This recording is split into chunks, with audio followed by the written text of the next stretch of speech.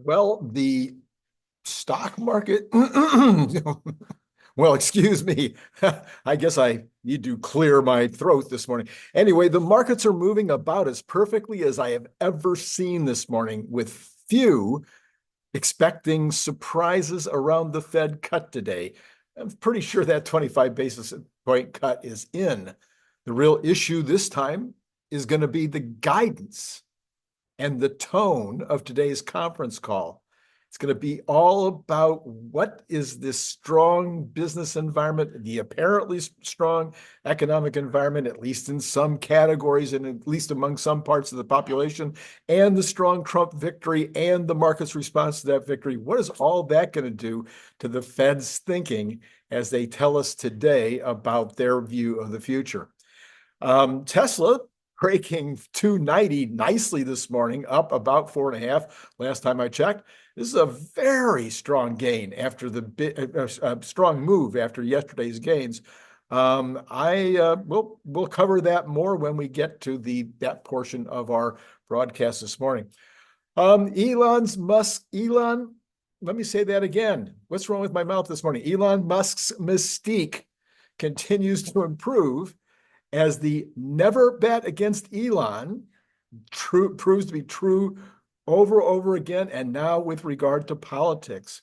It isn't hard to imagine that his only money-losing business, X, might be getting ready to turn the corner now that he is a power broker writ large.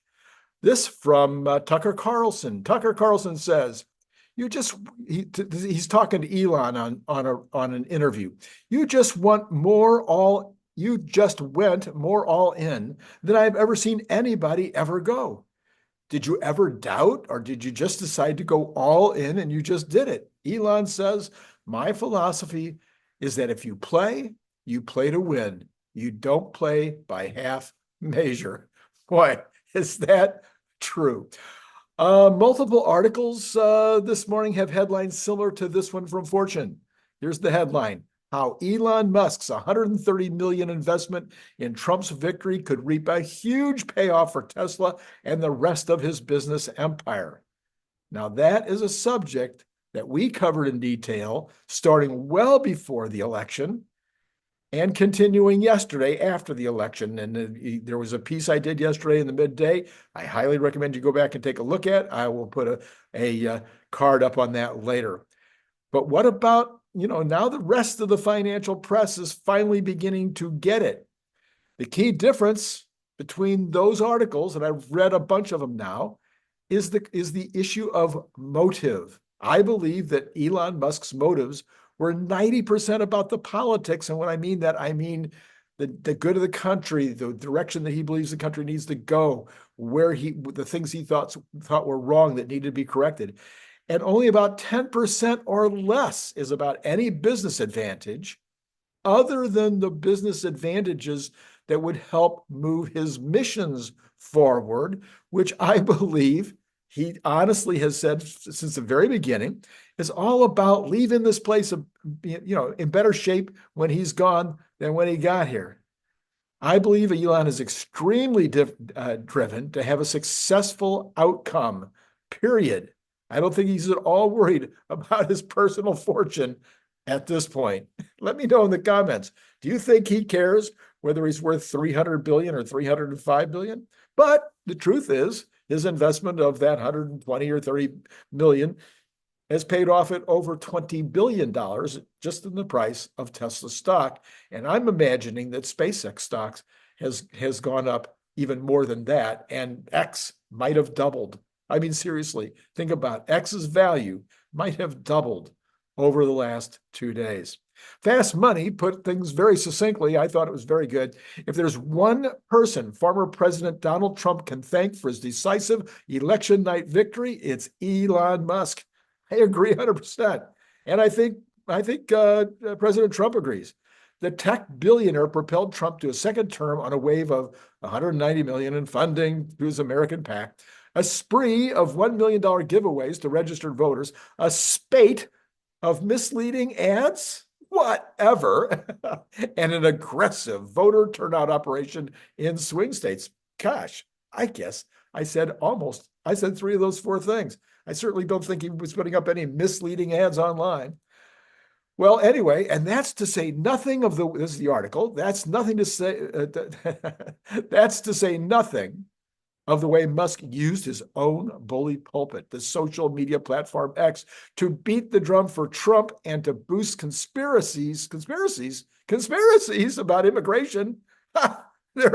It's not conspiracies, it's facts, and election fraud. Well, there was probably election fraud in the last election cycle. And I think that by really shining the light on it, we dramatically reduced it this time. I think that the election folks were paying very careful attention when Trump put out thousands and thousands of lawyers and Elon Musk was giving it the light of day on X and other people. Well, given all the ways in which Musk shaped the election, it seems undeniable that he is also going to be the chief architect of Trump's second term. The former president and now president-elect has already said he would make Musk head of a new commission, the Doge Commission, and he called him a super genius. Well, you and I have already known that. I've been writing about it for years. Elon Musk method. Have you ever read it? I would highly recommend, if you really want to see what a genius Musk is, read my book, The Elon Musk Method. Yahoo Finance says this morning: we believe Trump's victory will help expedite regulatory approval of the company, meaning Tesla's autonomous driving technology. This is according to CFRA's Garrett Nelson. Nelson hiked his Tesla price target considerably to $375. Oh, and he upgraded the stock to buy following the election, adding that the potential removal of the EV tax credit would actually widen Tesla's competitive moat. Oh, really? Due to Tesla's cost advantage in making EVs. The robotaxi gambit is a bit more nuanced as Tesla is behind competitors. What? Behind Waymo. Well, I mean, they are behind Waymo in terms of Waymo actually has robotaxis out in the field making money. Well, sort of. So you could think that maybe Waymo's behind Tesla because Tesla's making money on FSD and not losing money on taxis like Google is. Anyway, Brower added that Tesla stock has pretty much tapped out all it can from the traditional auto business. Nonsense. It's just nonsense. I mean, we've got semi-trucks coming. Cybertruck is going to triple sales this year over 2025 over 2024. We got the new 2.5 and we got the cyber cab coming. I mean, holy mackerel. Anyway, Musk needs to find the next big thing. Well, that might be Optimus to unlock tremendous value for Tesla shareholders. And that's the robotaxi and self-driving taxi. No, that'll be great. And it's going to be huge. But Optimus is the biggest thing ever. Listen to Elon. Don't bet against Elon. And Trump could help those initiatives, it says here. Now, will Trump be supportive of those technologies? More so than the previous administration? Probably, Brower said. Yeah, no kidding. I don't think the previous administration was a glowing fan of Elon, so it may be able to help get some help and have an ally in the White House to help him get to that next level beyond electric vehicle sales. And maybe that's among things that investors are hoping for. Well, AJ believes it too. He says this morning: Trump equals president, then Tesla robotaxi equals expedited wide release. I had this weird idea this morning. Could Musk potentially convince Trump that making Mexico great again would be in the interest, making Mexico great again, making Mexico great would be in the interest of the U.S., thus helping Mexico become the China of the Western world. That would reduce immigration problems at the border, potentially reduce crime that impacts the United States, and provide the U.S. with some of the products that Americans are not particularly interested in manufacturing or even that good at. What do you think about that idea? Let me know in the comments below. I try to have new ideas. This is another new idea. Anyway, this is Randy Kirk, by the way. I would love to have you hit the like button. Have you done that recently? I haven't paid any attention to really my numbers, but I do know that if you hit the like button, it helps my algo. All right, then hit the subscribe button and notify. Of course, what do we got coming up today? Cern basher. You know how much you love Cern. And then we've got Brad Ferguson coming on tonight, and I'm sure he'll have a ton to say about the Fed report. He'll have a ton to say about what's happened to the Tesla stock over the last couple of days. I'm sure his rebellionaires are very, very happy today. And then you might think about Patreon. Just a thought. Reuters says this morning, the European Union. Oh, have we forgotten about Europe? The European Union must be united and coordinate closely in view of Donald Trump's coming return to the White House. The leaders of the bloc's two main powers, Germany and France, said on Wednesday after holding talks to coordinate their response. French President Emmanuel Macron and German Chancellor Olaf Scholz congratulated Trump on Tuesday's election victory, but were also quick to stress the challenges posed by the America First protectionist trade policy and isolationist rhetoric. Quote, the European Union must stand close together and act in a united manner, Scholz told reporters, acting that he and Macron were coordinating closely with other EU heads of state and government.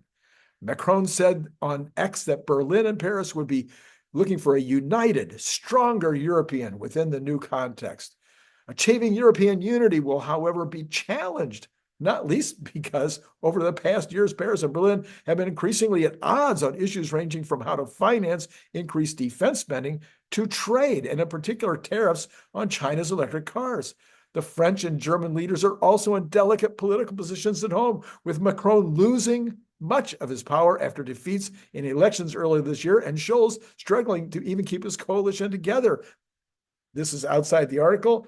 Scholz is possibly going to have a snap election, because, or at least an early election, because he's got a problem with his coalition. He just fired a portion of that coalition. Contrary to claims, the quote says, Europe is not prepared for the economic impact of higher tariffs, the likely U-turn on Ukraine, and defense spending ultimatums. We expect the EU to divide along similar lines as the US itself, according to Euro intelligence analysts. Yeah, Europe is in real trouble, and they better, start pulling themselves. You can't take more time off than you work. You can't have a month off in August. You can't have, 32-hour work weeks. I mean, these people, they think that Northern Europe, the Baltics and all those countries up there, they're doing fine. They've got all that oil. They've got, basically very small populations. But the rest of Europe, I don't know. I don't see improvements coming anytime soon. Trade wars. Many European officials have said ahead of Tuesday's election they were worried about a Trump win given tense transatlantic relations in his first term. Yeah, his strong criticism of NATO. Yeah, they were tense. America needs to take care of America first. If we put on our oxygen mask first, then we can afford to help you guys. But, right now, we need to make sure we're taking care of us. One particular concern for Europe is trade. Trump said last month the European Union would have to pay a big price for not buying enough American exports. European Commission Chief Ursula von der Leyen congratulated the Republican former president on his victory, but also said avoiding trade wars will be in the U.S. interest. Millions of jobs and billions in trade and investment on each side of the Atlantic depend on the dynamism and the stability of our economic relationship. She said, she is right. That's 100% right on the nose. But that means, guess what? It's a two-way street, and you guys have to you have to look out for yourself first, but then you really, really need to pay attention to the biggest economic engine in the world that is only going to be exploding over the next 4 years. Trump, who will take office in January, has said that he would impose a 10% tariff on imports from all countries and 60% duties on imports from China. That would hit supply chains throughout the world, likely raising costs, and China would be seeking to divert its exports towards Europe, economists warn. It's not going to happen like that. That's where you put out your headline goals, your headline hopes, your headline and then it's your beginning gambit on your negotiation. We'll see where all of that plays out over time. All right. Breaking this morning, non-farm business sector labor productivity increased 2.2% in the third quarter of 2024, according to the U.S. Bureau of Labor Statistics. That is a lukewarm result. It's just not what I'm expecting. Anyway, output increased 3.5, but hours worked increased by 1.2%, so that nets out at 2.2. From the same quarter a year ago, non-farm business sector labor productivity only increased 2%. Year over year. Unit labor costs in the non-farm business sector increased by 1.9% in the third quarter, reflecting a 4.2% increase in hourly compensation. Okay, it's across the board. At least that stat is equal wherever we're finding it. Labor prices are going up between 4 and 5% a year. That is not sustainable. That needs to be brought under control. I'm interested to see if the chairman, if Powell talks about that today. This labor cost problem is not going away, and it's going to prop up inflation. There's a lot of other aspects of inflation, the number one being government spending, and hopefully starting next year, that is going to be where the real emphasis is going to start hitting the economy. Well, also breaking in the week ended November 2, the advanced figure for seasonally adjusted initial claims of unemployment was 221,000, just an increase of 3,000 from the previous week. That was an increase revised up by 2,000, not a very big change. The 4-week moving average was 227,000, a decrease, actually. So basically, employment, that number becomes a non-issue today. In fact, probably be looked at as a good thing. The advanced number for seasonally adjusted insured unemployment during the week ended at 1,892,000. That's an increase of 39,000 from the previous revised level. It is the highest level for insured unemployment since November of 2021. So this is, the overall numbers are starting to creep up. The weekly number doesn't look so bad, but people are not getting back to work. The 4-week moving average was 1,875,000. That's an increase of 8,500 and is also the highest in this case since November of 2021. The total number of continued, this is one I always look at, the total number of continued weeks claims for benefits in all programs was 1,642,000, a decrease. So that's good news. Decrease of 9,000 from the previous week. Okay, I'm going to give you now one more little bit of my continuing essay with regard to the elections, the consequence of the elections, the reasons for them. So here we go. Now, I rarely agree on anything that Bernie Sanders has to say. His theories on how the world works, they're almost 100% the opposite of mine. And they're so simplistic and so idealistic that it makes me sad any time that anyone gives him the time of day. However, this morning, I read his statement about the election, and guess what? I agreed. It says, quote, "It should come as no great surprise that a Democratic Party which has abandoned working class people would find that the working class people would abandon them. While the Democratic leadership defends the status quo, the American people are angry and want change." Yeah, the problem is that Bernie Sanders thinks that they abandoned them in ways that are completely different from the ways that I think that they were abandoned. And the way to make the American working class happy is completely the opposite of what Bernie Sanders would do in order to accomplish that. That's where the big difference stands. And I think that the American working class is smart enough to understand that what Elon Musk is offering is what's going to make them, is what's going to help them with their income, their real income, which went up during Trump's first term. Anyway, I think the working class is right. The shift has been going on since Obama, and Trump capitalized it back in 2016. I'm pretty sure that the working classes, especially the men, feel totally disenfranchised by the Democrats, and this isn't going to change anytime soon. And the women right now are even making it worse by talking. Well, I'll bring that up in a minute. Wait for this. You're going to love this. Anyway, To make matters worse, I see so many comments on X about how the Democrats are more educated, with a tone of disdain for those who aren't. There was a big CNN story this morning about the states, and the education of the blue states versus the red states. I'm sorry. There are a total of 5 advanced degrees in my little household of 2 people, 1 for me and 4 for her. And we both understand the knowledge that they represent is important, but it isn't the key to wisdom. On the other hand, we have this from Elon Musk. Worth noting that 4 more billionaires backed Harris than Trump, and she raised almost 50% more money. Nonetheless, America showed that elections aren't a function of money and gave Trump a resounding victory. And finally, before we get into I'm sorry. Yeah, and this is even more important than what Elon just had to say.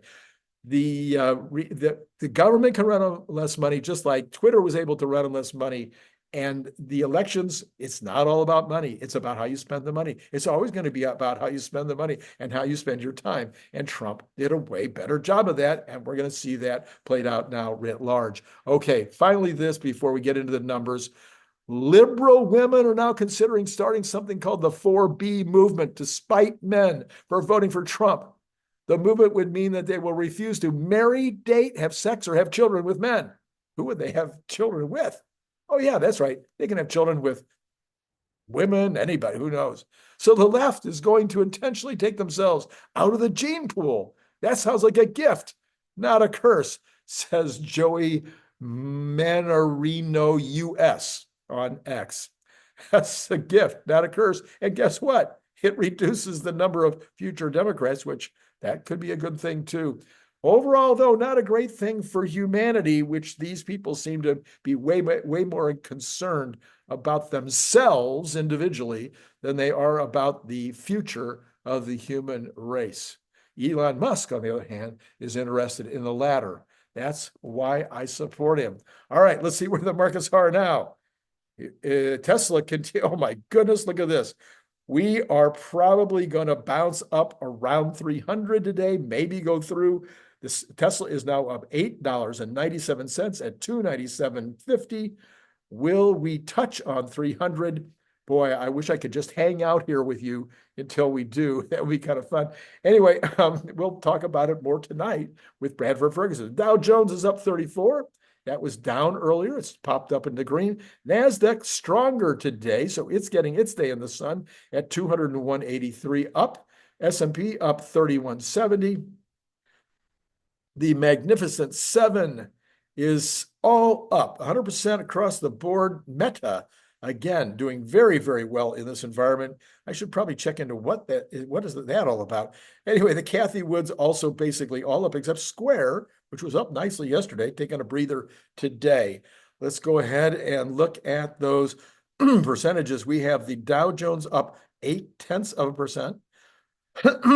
The NASDAQ up a full percent, S&P up 0.53, and Tesla up 3.12%. Nice, strong day for Tesla. Now at still sitting right around 297. So we'll see what happens. We'll check it once more in a minute after we go take a look at the bonds and the oil and all the rest of those things. All right, so the bonds are definitely having a rally today. The rates are going down. They were way out over their skis. There had to be, some kind of a rally in bonds. So what we got this morning, the 10-year down 6.9 basis points at 4.357. You got the 2-year down 5.6 basis points at 4.212. The 3-month down a little bit, not as much, so 2.1 basis points, and the 2-month even less at 0.8 of a basis point. We are now on the 3-month. We are within 20 basis points now, less than 20 basis points before parity with the 10-year. Somebody said to point out that the 20-year has actually now moved above the 3-month. So that's interesting. So the 20-year has moved above the 3-month. All right, let's go ahead and look at the oil patch.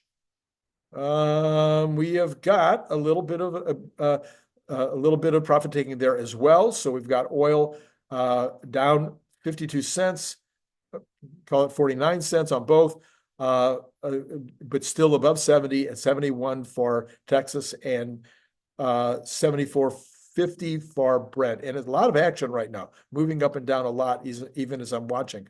Natural gas down 2.44, still strong at 268, but that's starting to fall off a little bit. Gold rebounding from yesterday's big sell-off, now at 2,705, up 23.10 this morning. Silver also up 2% at 31.96. And copper actually moving up strongly today, up 4% at $4.42. You've got the dollar backing off a little bit after hitting those highs yesterday. So a little profit taking everywhere except Tesla, strongly up, and the stock market strongly up. So you've got down against the yen, a buck. I'm sorry, 1.1%, and but still up against the euro, 0.85. Bitcoin also pulling back a bit, 501 down this morning, but still at 75,459. That's really strong. All right, let's go back one last look. Well, let's hold off on that last look for just a second. I want to take one more second just to say, okay, there's the card for that essays that I did yesterday around the noon hour. That's something that if you got a minute, you should go back and look at. I'll be continuing with my essay, a little bit here, a little bit there about the activity that has taken place in the last couple of days. I think we're setting ourselves up for some amazing times. That plus AI and robots and everything else, it's going to the next 10 years, the next 2 years even. I think it's going to be incredible. And also just one more time, we got Cern Basher, and then we got Bradford Ferguson later today. So where is Tesla seating right now? Still just not quite getting to that 298, 297.49, up $9. That'll be it for me for now. It has been great